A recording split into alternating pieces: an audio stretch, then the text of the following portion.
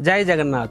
అన్య దేవుళ్ళ రథయాత్ర మరియు జగన్నాథ స్వామి రథయాత్ర మధ్య భేదం ఏమిటంటే, మిగతా దేవుళ్ళ విషయంలో స్వామివారి స్వయాన స్వామివారి యొక్క ఉత్సవమూర్తులుకి బ్రహ్మోత్సవం కానీ రథయాత్ర జరుగుతుంది. కానీ జగన్నాథ స్వామి విషయంలో స్వయాన మూల విగ్రహాలు గర్భాలయంలో నుంచి బయటకు వస్తాయన్నమాట. ఇది కేవలం జగన్నాథ స్వామి విషయంలోనే జరుగుతుంది. సో స్వామివారిని గర్భాలయంలో నుంచి ముందు బలదేవుడిని, తర్వాత సుభద్రమ్మని, తర్వాత జగన్నాథ స్వామిని అక్కడ ఉన్న దైత్యపతులు అంటారు వాళ్ళు తీసుకొస్తారు. ఆ ప్రాసెస్ చాలా వైభవంగా జరుగుతుంది. పెద్ద పెద్ద శబ్దాలతో కంచు గంటలతో స్వామివారిని రథాదోహరణ చేపిస్తారు.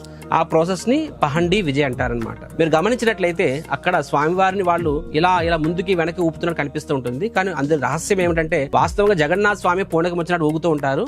ఆ పండాలు అనే వాళ్ళు స్వామివారిని అదుపులోకి తేవడానికి ప్రయత్నిస్తూ ఉంటారు. మరియు ఆ పద్ధతి స్వామివారిని దూషిస్తూ కూడా ఉంటారన్నమాట. ఈ ప్రాసెస్ ని పహండి విజయ్ అంటారు. ఎందుకు స్వామివారి గుండీచా మందిరం వెళ్ళడానికి అంత ఆతృతగా ఉంటారనేది మనం రేపు చూద్దాం. జై జగన్నాథ్.